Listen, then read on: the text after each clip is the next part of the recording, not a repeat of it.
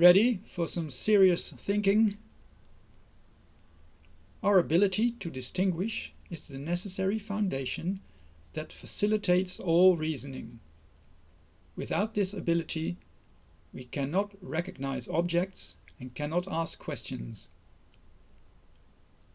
Evolution brings us the nervous system, including a brain, perception, movement, thinking, and vocabulary. Somewhere during this development, we can address our fear of death, our primary motivator. We develop language, start reasoning, ask questions, seek answers. We come up with symbols and numbers and build belief systems. We can distinguish between syntax and semantics. Syntax defines symbols, words and sentences of words, without a necessary relation to reality. Computers are particularly good at manipulating symbols. Semantic reasoning relates those symbols and words and sentences to the real world and gives the symbols meaning by analogy reasoning. Physicists, for instance, reason symbolically on paper with enhanced mathematics. Enhanced here means that the symbols have real-life meaning. E, for instance, often means energy, with everything that the concept of energy stands for. Lots is hidden behind the symbol E. We know many words for types of reasoning.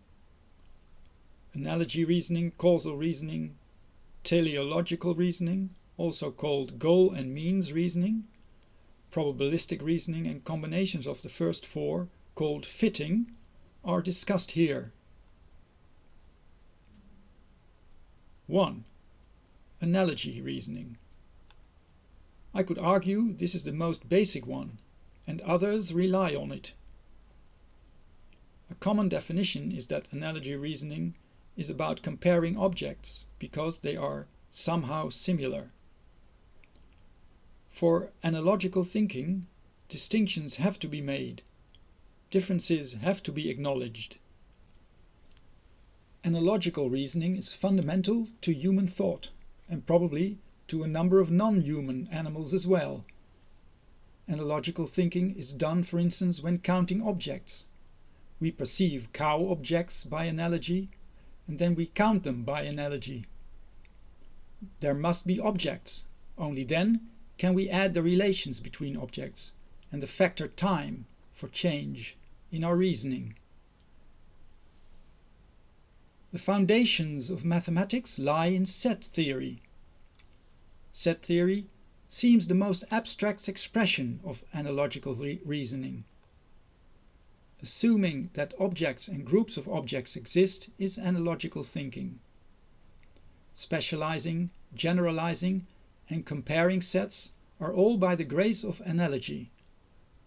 Drawing a loop or any Venn diagram, dividing, comparing inside to outside, is thinking with an analogy in mind. Creating a point-like dot on a piece of paper can be considered the most basic analogical reasoning act.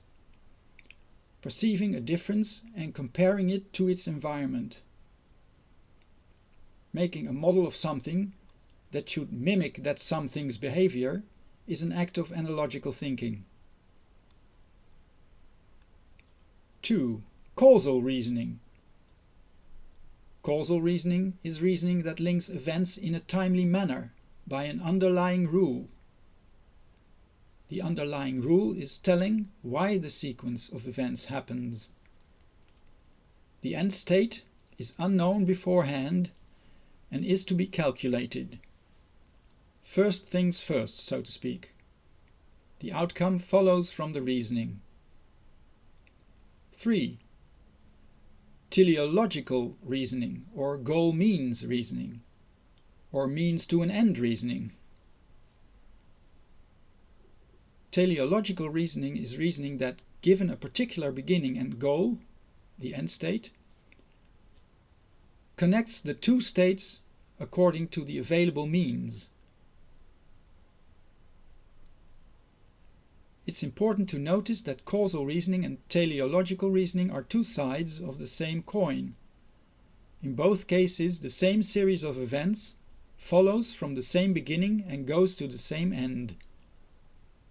Most of the time, teleological reasoning is a bit simpler, for we seem to need a little less detail because the end result is already known. Some extra information is given in the problem at the beginning, so to speak. To an observer, goal-seeking, like we do in goal means thinking, may look a bit suspicious, because the future is supposed to be unknown. If, however, we assume that things change because of underlying unchanging properties, the same result will always come from the same initial conditions. 4. Probabilistic reasoning. Probabilistic reasoning is reasoning from a given state where the next possible future state, from a complete set of possible states, only has a certain chance of occurring. 5. Fitting.